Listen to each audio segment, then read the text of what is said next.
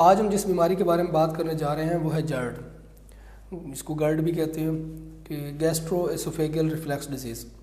ये मैदे की एक ऐसी क्रोनिक बीमारी है जो अगर आपको लगातार एसिडिटी रहती है तो उसके नतीजे में आपको गर्ड हो सकता है। ये गर्ड एक ऐसी बीमारी है जिसमें मैदे का जो तेज़ाबियत होती है, ये मैदे का जो तेज़ाब होता है वो बार बार खुराक की नाली में आता है और ख़ुराक की नाली से उमूमन आपके गले में भी आता है। उसके नतीजे में क्या होता है, आपको सीने में जलन रहती है, आपकी खुराक वापस गले में आती है, आपको खट्टी डिकारें आती हैं, आपकी चेस्ट में जो है वो बर्निंग रहती है, पेन रहती है, आप डिस्टर्ब रहते हैं, खा पी नहीं सकते, खाना खाते ही आपको पेन होना शुरू हो जाती है। तो इस तरह से लोग बहुत सारे इससे डिस्टर्ब रहते हैं। इसके डिफरेंट ट्रीटमेंट्स में ये होता है कि आप दवाई लेते हैं तो आराम रहता है, नहीं दवाई लेते तो फिर वहीं खड़े होते हैं। तो उसके लिए मैं चंद लाइफस्टाइल मॉडिफिकेशंस आपके साथ शेयर करना चाहूँगा कि जिनको आप अडॉप्ट करके इस बीमारी से मुस्तकिल निजात हासिल कर सकते हैं।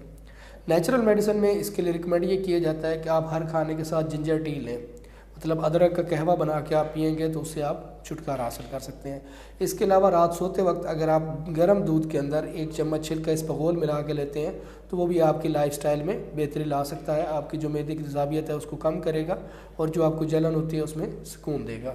इसके अलावा फ्रूट्स के अंदर आप बनाना का शेक इस्तेमाल कर सकते हैं और इसके अलावा ये जो वाटरमेलन है इसका बकसरत इस्तेमाल आपको मैदे की इस बीमारी से निजात दिला सकता है। इसके अलावा जब आप खाना जो है वो रात या किसी भी वक्त जब खाना खाते हैं उसके 2 से 3 घंटे लेटने से इज्तनाब करें। खाना खाने के बाद 2-3 घंटे आप चलते रहें या बैठे रहें, उसके बाद लेटें। खाना खाने के फ़ौरी बाद लेटने से ये बीमारी ज़्यादा एग्रावेट हो जाती है। इसके अलावा आप टाइट फिटेड क्लॉथ्स जो है वो ना पहनें, बल्कि लूज़ क्लॉथ पहने ताकि आपकी जो मूवमेंट है वो इजी रहे और स्टोमक के अंदर भी जो मेटाबॉलिज्म है वो चलता रहे।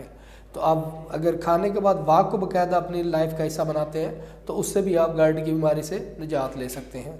इसके अलावा अगर आप फूड की बात करते हैं तो स्पाइसी फूड्स, फैटी फूड्स और हार्श फूड्स, इनसे आपने अवॉइड करना है। और इसके अलावा कोल्ड ड्रिंक्स, ये ऐसी चीज़ें हैं जो आपको गर्ड की तरफ ज़्यादा लेके जाती हैं। तो अगर आप इन चीज़ों का बकसरत इस्तेमाल कर रहे हैं तो उससे कम रह करें, बल्कि फ़ूड की जगह अगर आप सेमी सॉलिड फूड की तरफ शिफ्ट होते हैं, जैसे जौ का दलिया है या साबूदाना है, सिवैयाँ हैं, इस तरह सेमी सॉलिड फूड लेना शुरू करते हैं तो वो आपके स्टोमक के लिए डाइजेस्ट करना ईजी होता है और वो रिवर्स कम ही आता है, वो फारवर्ड मूव कर जाता है। इसके अलावा पानी का इस्तेमाल जो है वो बकसरत करें। और एक और बड़ी अहम टिप मैं आप देने जा रहा हूँ वो इस बीमारी में, वो ये है कि अगर आप खाने के बाद च्युइंगम चबाते हैं, बबल गम चबाते रहते हैं तो उससे क्या होगा, सलाइवा ज़्यादा प्रोड्यूस होगा और वो जब सलाइवा आप ज़्यादा इंगल्फ करेंगे तो वो आगे अंदर जाकर जो एसिड है आपका उसको न्यूट्रलाइज करता रहेगा और उससे आपकी एसिडिटी भी कम होगी और डाइजेशन भी बेहतर होगी। इसके साथ साथ आप अपने जो खाने हैं उनमें पोर्शनेट मील रखें। पेट भर कर खाना खाने के बजाय छोटे छोटे 4-5 मील आप दिन में लें तो उससे भी आपको गर्ड या तेज़ाबियत से निजात मिल सकती है। इसके अलावा कुछ और अहम चीज़ें हैं जो मैं आपके साथ शेयर करना चाहूँगा कि अगर आप हर खाने के साथ सलाद का इस्तेमाल करते हैं, सलाद में किसी भी किस्म की चीज़ें हो सकती हैं जो सर्दियों के मौसम में, जैसे मूली है, गाजर है, शलजम है, प्याज है, टमाटर है, बंद गोभी है, इस तरह के जितने भी सैलड वाले आइटम्स हैं जिसमें कुकम्बर है, इन चीज़ों को आप सैलड के साथ ऐड करें अपने हर खाने के साथ साथ, तो ये भी आपकी जो गर्ड की कंडीशन है उसको रिवर्स करने में आपके साथ हेल्पफुल होते हैं। तो खाना खाने के फ़ौरी बाद लेटने की बजाय अगर आप खाने के बाद सिर्फ 100 कदम चल लेते हैं तो वो आपके खाने को डाइजेस्ट करने में हेल्प करता है। एक और हमारी बड़ी अहम हैबिट होती है कि हम हर खाने के बाद कोल्ड ड्रिंक को बड़ा प्रेफर कर रहे होते हैं। खाने के बाद सादा ठंडा पानी भी आपके खाने को नुकसान देता है। अगर आप कोल्ड ड्रिंक पीते हैं तो ये आपके लिए और नुकसानदेह है।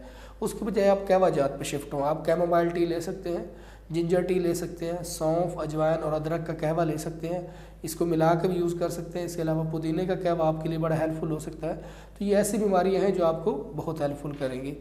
इसके अलावा अगर आप कुछ रूटीन बनाना चाहते हैं तो उसमें मैं आपको ये रिकमेंड करूँगा कि आप एप्पल साइडर विनीगर, आप ओरिजिनल और नेचुरल एप्पल साइडर विनीगर लेंगे और उसके 2 स्पून 1 गिलास वाटर में मिक्स करके सुबह निहार मुँह पीने की कोशिश करें।